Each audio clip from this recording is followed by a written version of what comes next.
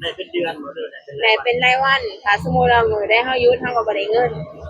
แม่นเฮาเฮ็ดเฮาก็ได้เอาเฮ็ดเฮาก็บ่ได้เงินตกวันหนึ่งตกวันหนึงถ้าเขาไม่ตอนนี้ก็ประมาณ450แม่นต่อวันค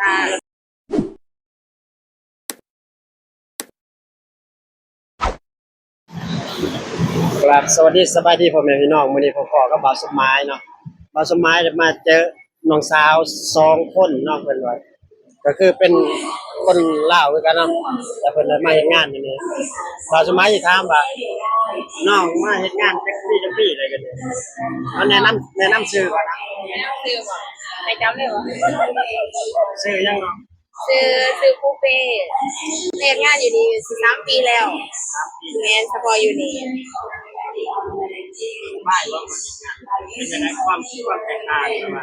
ความแตกต่างความเป็นอยู่ก็เป็นอยู่กับทุกทีแหละยามฝนยามลมก็สิอยู่ลำบากแน่แต่ถ้าว่าความสบายใจอยู่แล้วก็สบายใจ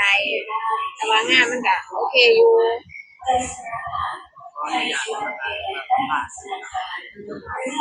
ต่วันนี้เอาเฮ็ดงานนั่นเองเอาเช่าของอยู่แม่นของเซาเขาซื้อค่ารถก็เสียต้องถ้าเฮาอยู่ของเฮาอยู่ไกลเฮาก็ยังไม่เฮ็ดงานก็ได้บ่ต้องขี่รถเพราะว่ามันอยู่ใกล้ๆนี่เนาะแม่นเพราะว่าสิได้ประหยัดค่ารถมันจะสิบ่ได้เสียค่ารถอันนี้ได้เป็นอยากทำเนาะก็ต้องอยากทำเนาะได้เป็นเดือนหมดเลยได้เป็นรายวันถ้าสมมุติเรามื้อได้เฮาหยุดเฮาก็บ่ได้เงินแม่นเฮาเฮ็ดเฮาก็ได้เอาเฮ็ดเฮาก็บ่ได้เงินตกวันหนึ่งตกวันหนึงถ้าเขาไม่ตอนนี้ก็ประมาณ450แม่นต่อวันประมาณ13,000เนาะแม่น13,000 14,000เนี่ยถ้าเฮ็ดโอเนี่ยก็ได้เพิ่มแน่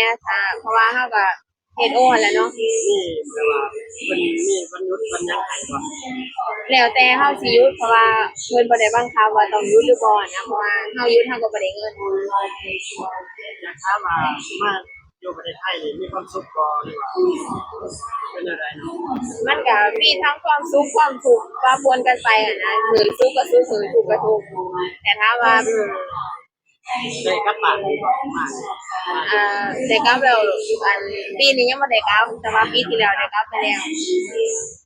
เพราะว่าบ่ค่อยมีเงิน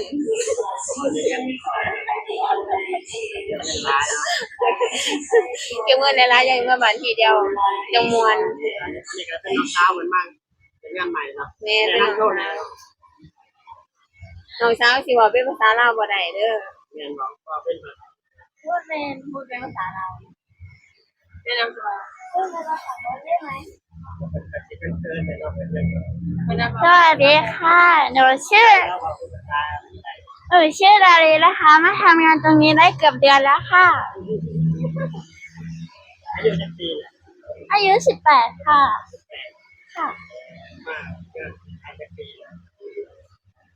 เพิ่งมาได้5-6 เดือนค่ะมีความสุขประมาณก็มีบ้างไม่มีบ้างค่ะตอนนี้ยังเรียนค่ะ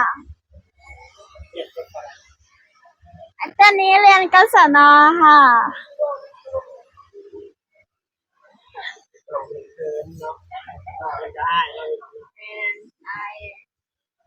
คนที่อาย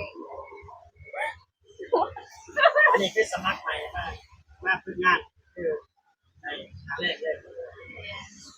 ที่นี่ที่ถ่ายนะล่ะแต่ว่าลักษณะ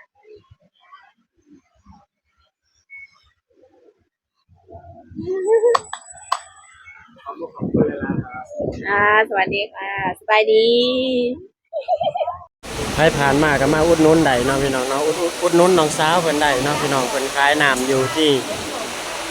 สถานีมอสิตเนาะพี่น้องเนาะเพิ่นกับน้องสาวเพิ่นมาขายน้ำอยู่นี่ตลอดเนาะมายามใดเห็นยามนั้นเนาะเพิ่นมาขายน้ำอยู่นี่ตอนนี้ก็ฝนตกแห้งพี่น้องเอ้ยบ่าวสมหมายก็ได้สัมภาษณ์เพิ่นไปหน่อยนึงเนาะก็คือแบบว่าลูกค้าเพิ่นก็หลายบ่าวสมหมายก็ต้องขอโทษขออภัยเนาะที่ว่ามา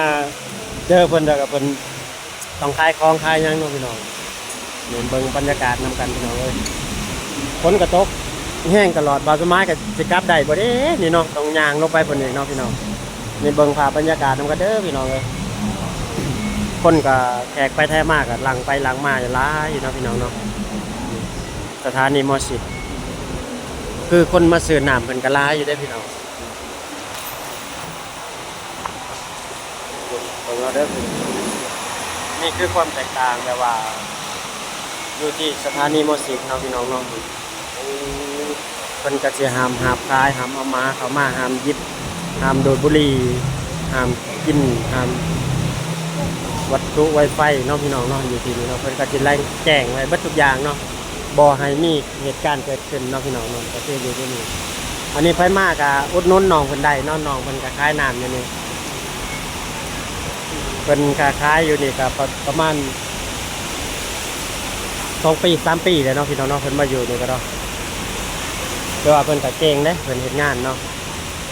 นี่แหละ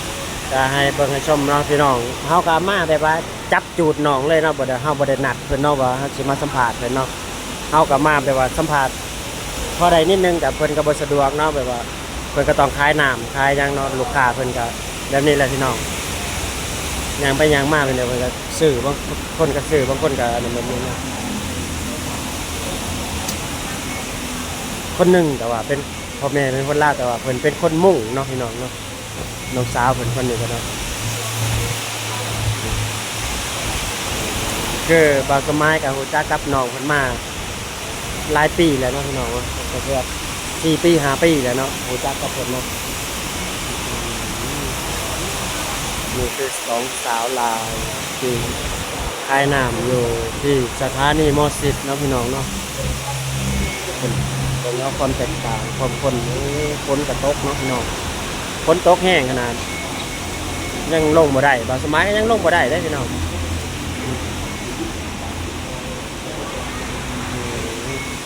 นี่ก็คือแบบว่าเจ้าหน้าที่เพิ่นก็แบบว่าดูแลความสะดวกปลอดภัยตลอดเนาะพี่น้องเนาะ